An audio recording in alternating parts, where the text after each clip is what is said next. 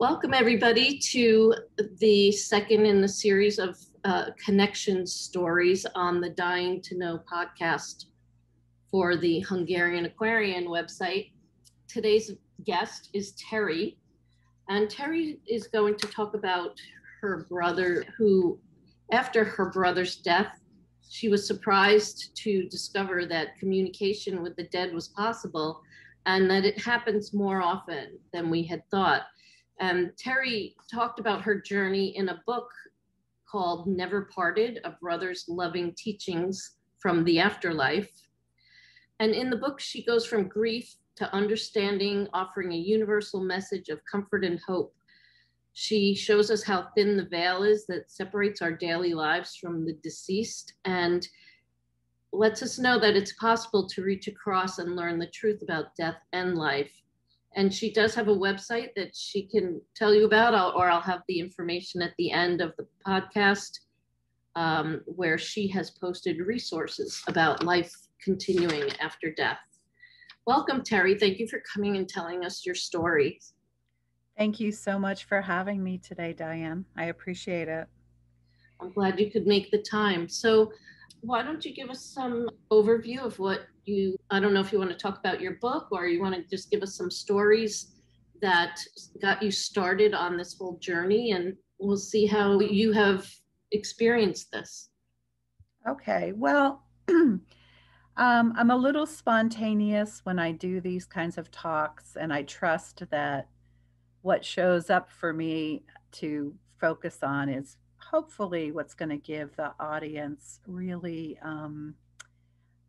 the most inspiration and hope and helpfulness. And when we were talking earlier, what came to mind is I wrote a book about my experience, and I've had this experience, but in the last almost 7 years now, there's been layers to the story, and it's almost like it's story within story that I keep discovering. And so I think I might talk a little bit about that too, just my journey of like discovering there's always something kind of underneath going on, which is really interesting to me. Um, That's fine. So the first thing I want to say is this talk's dedicated to my brother Jeff, and he had a nickname that I gave him, which was Duffy. So I'll call him Duffy during this talk. And Duffy was a year and a half younger than me. And we have another younger brother, Chris. And so Duffy and I were close in age growing up, and he really was my best friend for the longest time. Um, because we were close in age, we played together a lot. But also, I think our personalities, even when we got older and we were adults, we just always really were in sync and got along really well. And we were always emotionally really in tune with each other.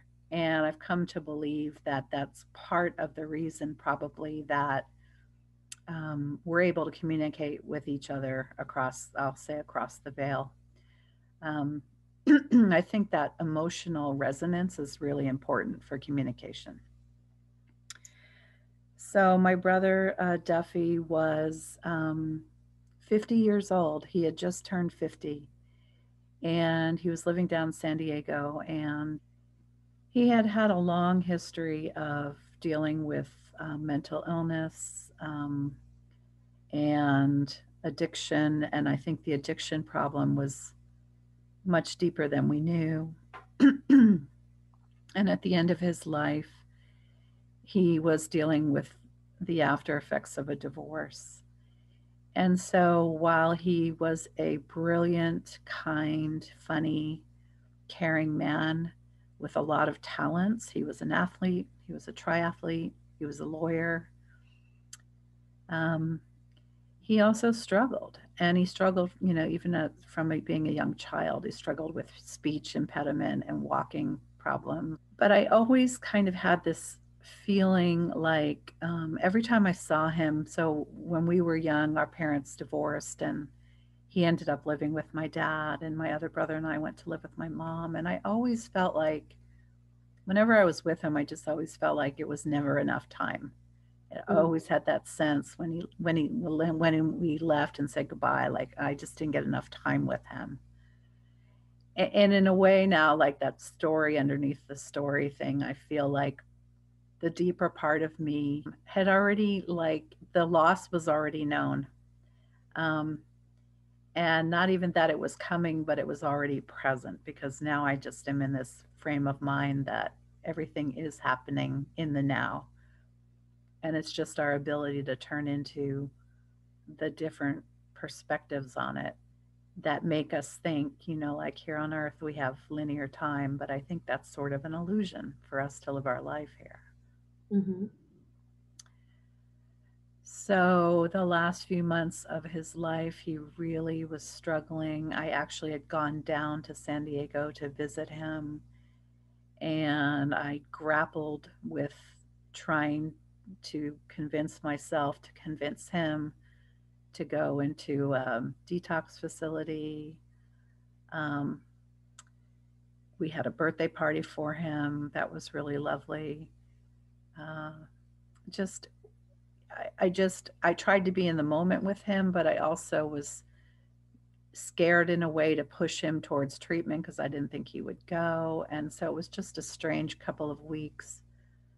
But just clearly seeing he was in a lot of pain and not knowing exactly what to do.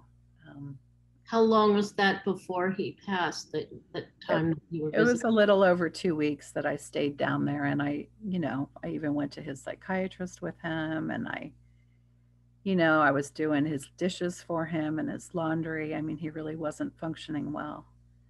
Mm-hmm. Um, And I was almost going to make the decision to go down there to live with him for a while. That's how concerned I was. Mm-hmm. But he also was he was good at hiding things and he put on a good face. So some of those days he got up, he went to work, he looked great. And that part of me that wanted to believe it was going to be okay, got believed it. And so I ended up coming back home and deciding not to go down there. And I went back east for a vacation, but I kept calling him a lot and texting him, and he just wasn't returning my calls or texts. The night of July 24th, I'd gotten home from the trip and I'd gotten into bed. I was really tired, and it was after midnight.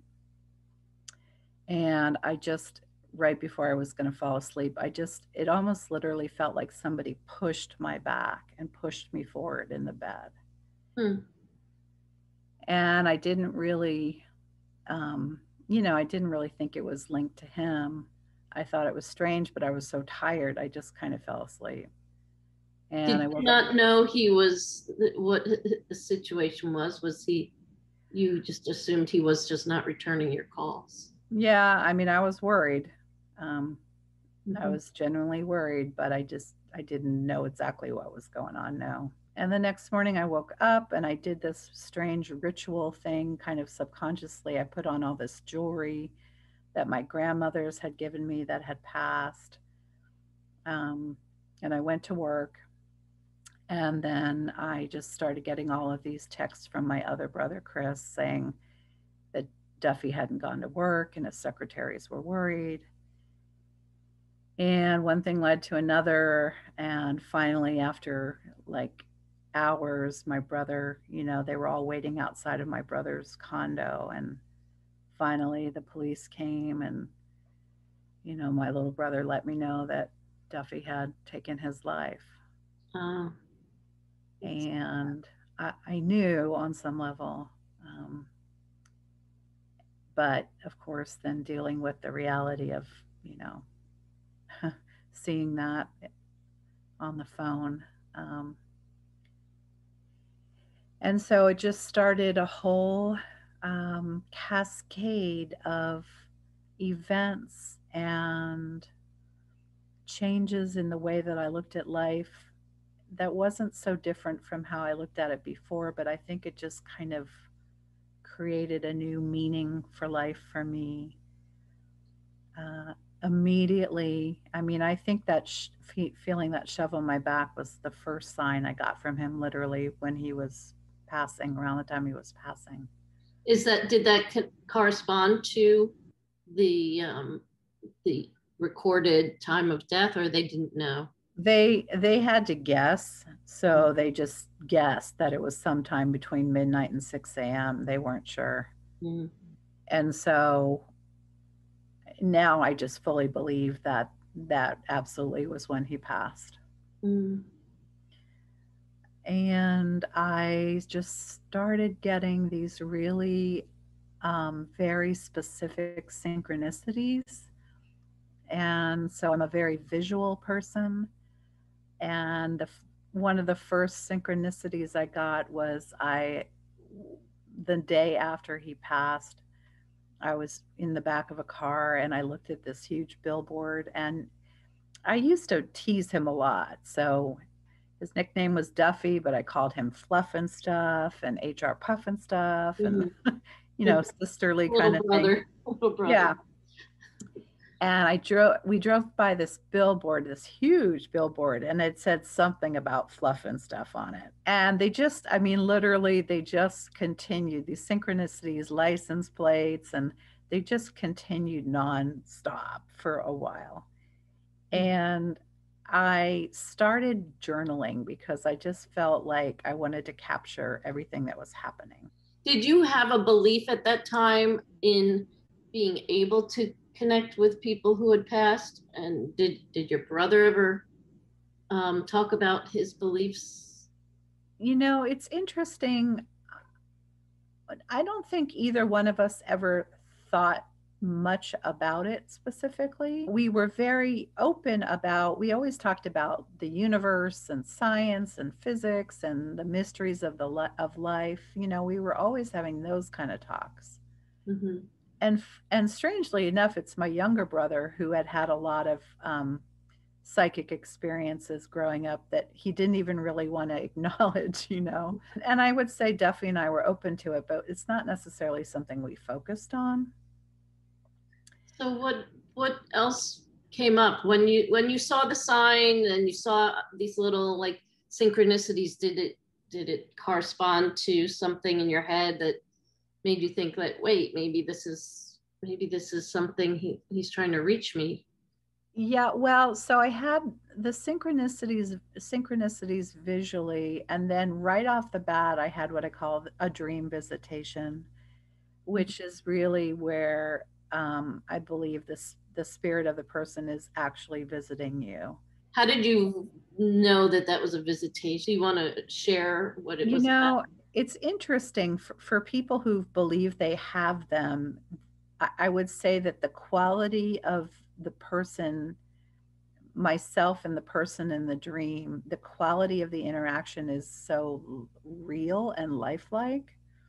Mm-hmm. It's different from a normal dream. And from what I've read so much now, and from what I've read from other people, there's always that feeling of they want to comfort you, they have a message for you potentially. And so I think it was within 3 days I had this dream visitation, and he was walking towards me, smiling, and he looked probably maybe in his 20s, healthy, and I couldn't see the lower half of him, which also sometimes is pretty common. Mm-hmm. But he was walking towards me smiling, and it made me really happy. But it was so fast when he started to disappear. I was like, no, wait, come back. And it just had a different quality to it. So I think I really feel it was a dream visitation. He Um, didn't have a message. It was just a smile and a. I think the message was the smile, and he looked healthy. Mm-hmm. I think that was the message because his health had been suffering before he took his life. And uh, unusual things. One night I was in bed, it was dark, and I felt like someone was pouncing on the bottom of the lower end of my bed, like jumping up and down, almost like a little kid. And I looked up, and in the corner of my room, I just saw all of these sparking, flickering colored lights for about 10 seconds, like a ball of light. And then it was gone. One of the synchronicity that has stuck with me and keeps showing up to this day, that I feel like is a thread, maybe a thread telling me this is a window into a past life that you guys shared together. The synchronicity was when we went to clean out his condominium. Um, I found this wooden canoe he had. He had stashed it away in a drawer, and I had never seen it before. I didn't even know he had it, but it So it was was like a toy. no, it was like a little 6-inch carved wooden canoe someone had carved. And it was literally identical to a 6-inch little wooden canoe I had found in Hawaii many years earlier that I had brought home. Hmm. And I still have them side by side in my bathroom. But the really remarkable thing, so I brought it home, and I'm a painter. I've been an artist for my whole life. And I I had pulled out this painting before he passed, and I hadn't paid much attention to it. But when I got home, I kind of glanced at this painting, and I had painted this like 5 years before he had died, at least. And it was literally a painting of two canoes on a beach together. Wow. Yeah. Interesting. And the same shape and everything. And so to me, that also, that was that thread of, wow, some part of me was connected in this way, and this synchronicity makes sense, and I painted this 5 years ago. Yeah. So some part of me knew that there was a timeless aspect to this. And for many times after he passed, when I was feeling down or thinking about him, like a car would drive by with two canoes on the top. Really? Oh, yeah, it still happens a lot. Or I'd see a picture, friends and relatives started sending me pictures. They started seeing two canoes. you So know, that's kind of your sign from him is the yeah, canoes. Mm. that has been an enduring sign from him. Um, and, I'd like to think, okay, so we had a life together, maybe on a Polynesian island or something. Any other experiences that you can share? The thing also that's enduring, which is, I think, the hardest thing for people to understand, is this, unless you meditate. I think if you meditate, you can kind of understand it. But I spontaneously, a few months after he died, I put my hand out, my right hand out, palms facing the ceiling. And I just kind of spontaneously said, hey, Duff, if you want to visit, I'm open. And I just got this amazing, like, pressure, swirling energy on the palm of my hand. It literally moved my hand. It went up and down my arm. And that became also the thing where if I wanted to connect with him, I would just get in a meditative state, and I would put my hand out and I would wait for that to happen. And to this day, when I ask for him to visit and I do that, my hand will just, you can see it. So there's a lot of energy going on with that right hand in him. And then does something happen afterward, or you just feel that he's there and that's what you wanted to know? Feeling he's there, I'll just kind of talk about how things are going with me. I've gotten into this thing where a lot of mornings I would wake up and I would get an image of him in my head. Maybe he was doing something or wearing a certain outfit. And I came to believe that he was communicating with me about sort of his state of where he was at in a way that I would understand it. Did you ever And go to a medium? yeah, so early on, I had met a medium at a conference, and he he was interested in the story, and he said to me, I will give you a free mediumship reading over the phone. Huh. And he did that. He indeed did that. And this was early on. This was before I wrote the book. And he's since passed, but he was a really lovely gentleman. His name was Paul, and he it was interesting. I'd never had a mediumship reading, and he did say some really specific things that just, like, Nobody else could have known that. Like one thing, because he didn't really even know me at all. And one thing he had said that was very evidential to me was my brother and my uncle, who had passed a few months before Duffy did, they were joking around about me dressing up as a clown. And that indeed is something that I used to do. Yeah, I used to dress up as a clown for kids. You know, a children's therapist. So um, there were things like that in the mediumship reading, like, oh, they see you dressed as the clown having fun, or you're worried about this one particular thing. So he was pretty good. He was pretty right on. I got the message from Duffy that yes, we had been together many, many, many lifetimes, and this lifetime was meant to be shorter.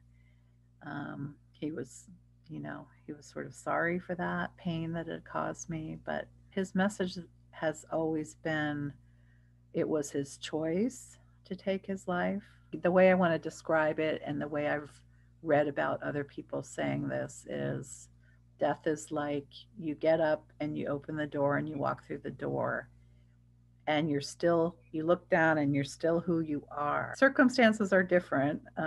There's not a body, but your awareness of self is completely present. You still have to carry on your learning from wherever you were at. It's not like you magically become this amazing uh, individual or spirit that you were so much wiser than you were when you left. I don't think it works that way. I think we have to keep learning at the pace we've been learning at, even after we pass, has been his message. So when and how did you come up with the decision to put things into a book and to create a website? I had gone to a workshop, and so many things about that workshop made me really see that there's a lot of truth in what you focus on is what you get, I think.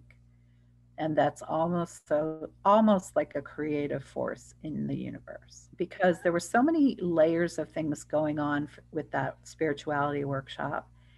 And I ran into people and witnessed people who I think, for the most part, were doing amazing work with others and had really delved into their own situation. But I ran into some people who I think were really not doing right by others. But I met a woman who ended up being a really skilled practitioner of EVP work, electronic voice phenomena. Mm-hmm. And she and I became friends, and getting to know her story and witnessing her work with EVP, and then we started doing EVP work together, uh, and I just felt like I was meant to meet her for even more validation of what was happening. So And when yeah, you worked with her on EVPs, what did you? so I have to say that the whole time that all of these incredible things are happening, I'm a therapist. And so part of me was always saying, really? Like doubting, Yes. like, really, Terry? I was trying to diagnose myself, like, maybe you're just having, grief psychosis or, but then the other part of me, and the only way I would say the other part of me is like my heart would say, nope, no, no. This is something altogether different. And by the way, you're able to go to work and do your work and carry on your life, and no, you don't have psychosis. But there was always the doubter in me. And so I've always been looking for proof in a sense. And I'm the first person to keep asking again. And I'm really trying to work past that, because I really think that doubt is gets in the way now. But it's a pretty intense seed, the seed of doubt that we all have. Yeah. I doubted myself.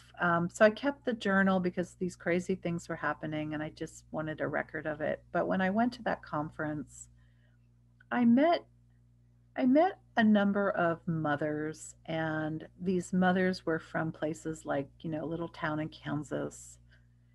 and they had lost their children. And a number of them were in the category of, hey, I know something unusual is going on and I believe it's my child, but I can't talk to anybody about it. Mm-hmm.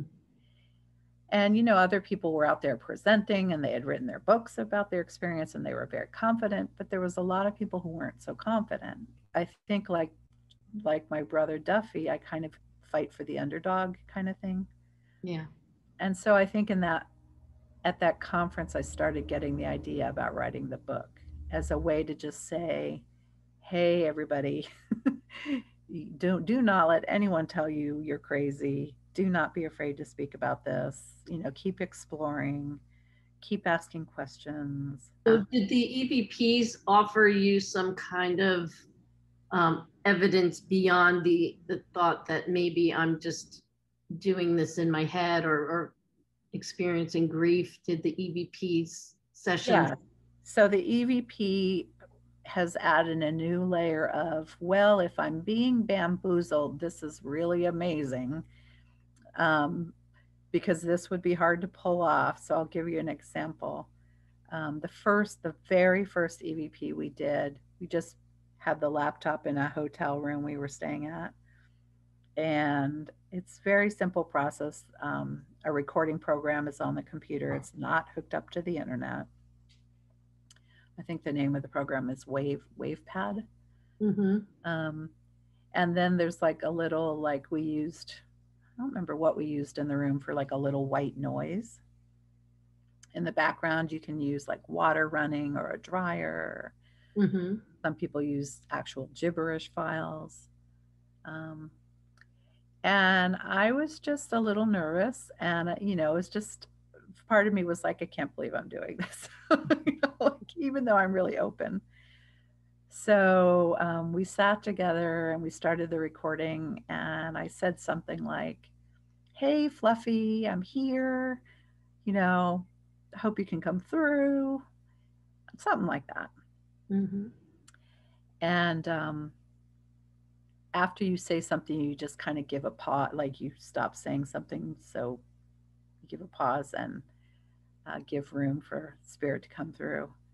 And so the EVP that my friend had captured, so when it's played back, there's a gentleman, and it's not my brother's voice, but there's a gentleman saying, thank you for calling Fluffy. Oh, really? Yeah. And I got one where it said, we love you, Terry. Hmm. Um, I got another one.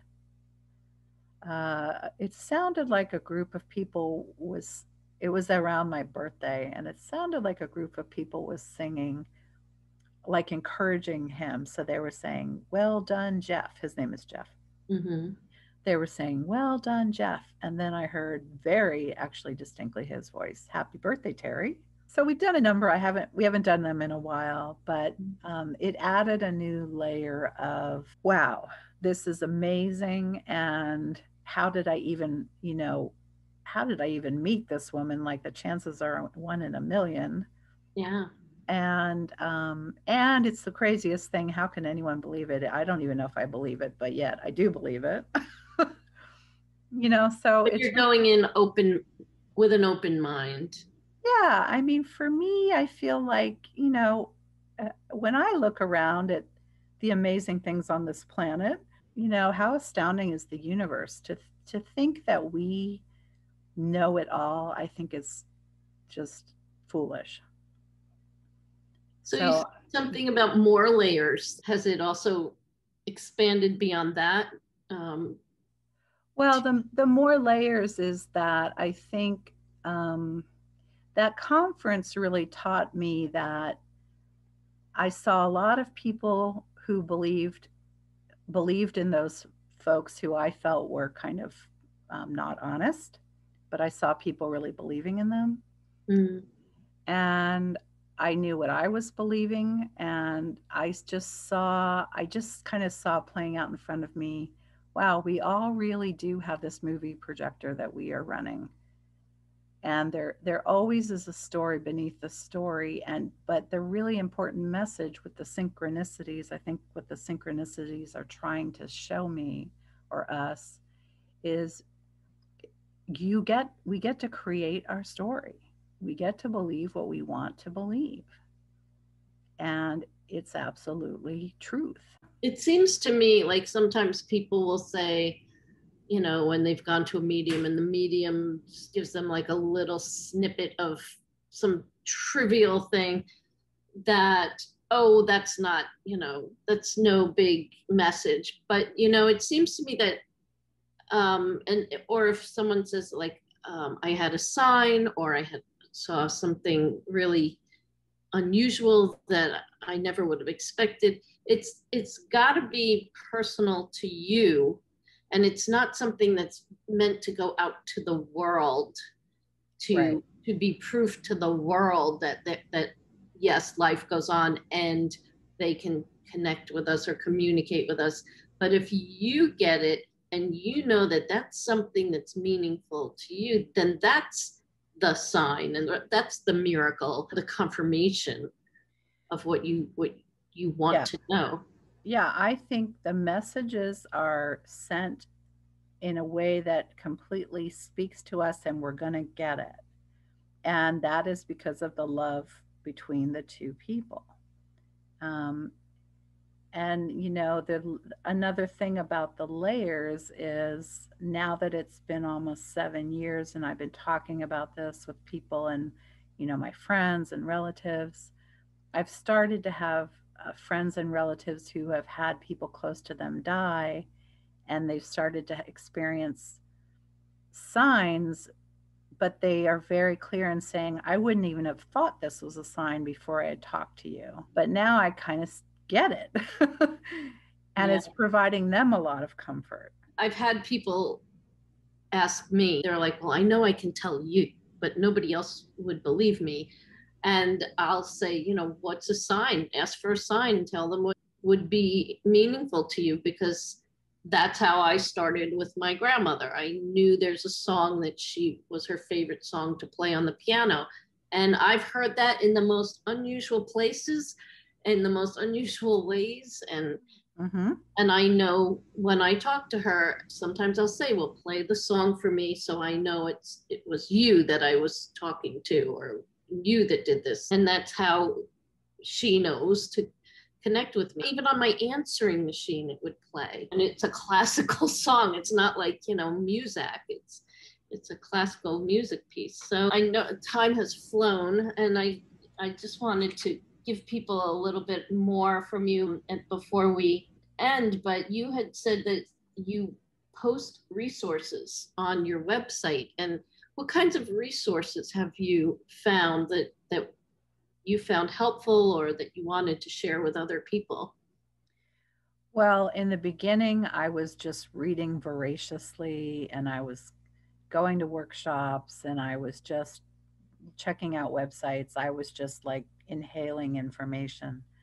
And so on my website, I've got companies like the Forever Family Foundation, which specifically helps families or parents who've lost children, but they they also do some other outreach. Just different spirituality websites for EVP, for psychic interest, science, physics. So I've just got a number of different areas, Mm-hmm. and I've posted some blog writings myself and others have done, and I've posted some, I think the top 10 or 20 movies that have to do with the afterlife, things like that.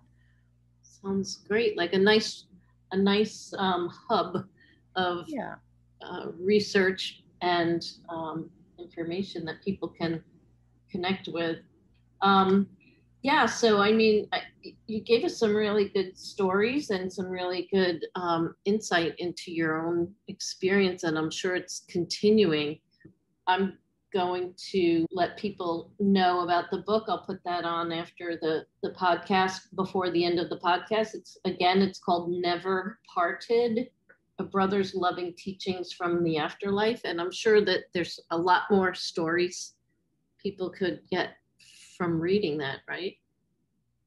Oh, yes. I didn't even get into the gentleman. I ended up meeting a writer of his own book who read some of my writings through this other organization. And he was really very encouraged by the kinds of things I was writing about. And so he ended up doing an introduction for me.